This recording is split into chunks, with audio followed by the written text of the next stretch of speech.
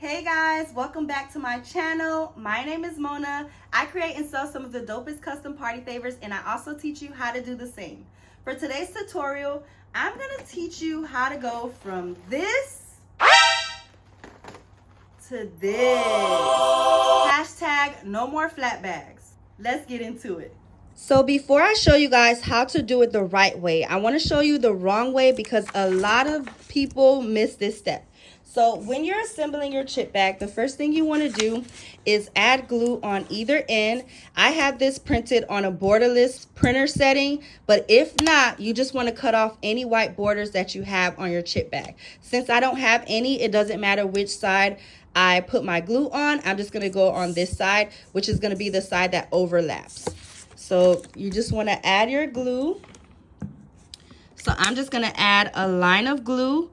And when I add it, you don't want to do it all the way to the edge. You kind of want to do it just as you see me doing here, giving yourself a little bit of room. Once I add the line of glue, I'm going to smear it to smooth it out.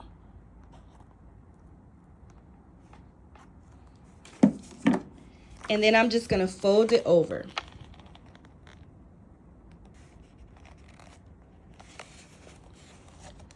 And close it up like this.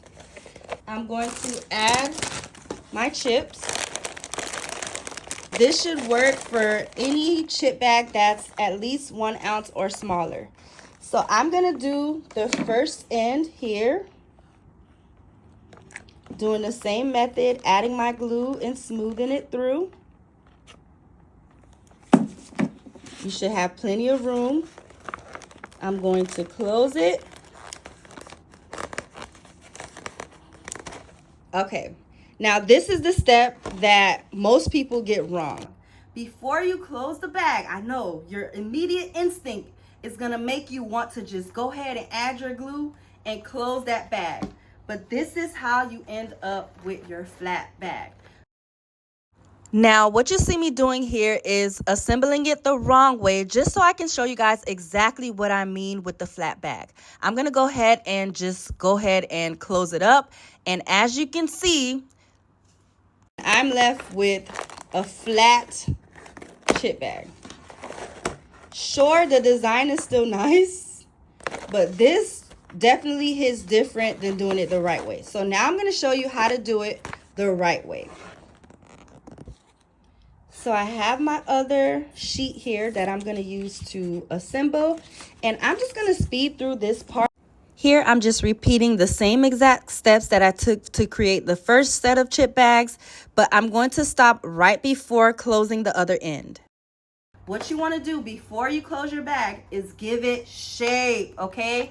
Give it shape. So what I like to do is I like to use this part of both of my hands to kind of shape it up, which I'm literally just giving it a squeeze right in the middle. Y'all see that? Then I'm going to close it. And as y'all can see, when you give it that shape, it already gives you a seamless close. You don't have to struggle like how we did on the last one. So I'm going to add my glue. And I'm just going to close that up, just like this. Now, if you want to, you can continue to give it a little bit of shape. Sometimes I like to add a little squeeze right up here, right down here. It all depends on the look you're going for, but this is good enough for your chip bag. This part is optional, but I also like to go in with cutting shears to give it kind of a more realistic look. And I'm just going to cut the bottom and the top of my chip bag to give it that final crisp look.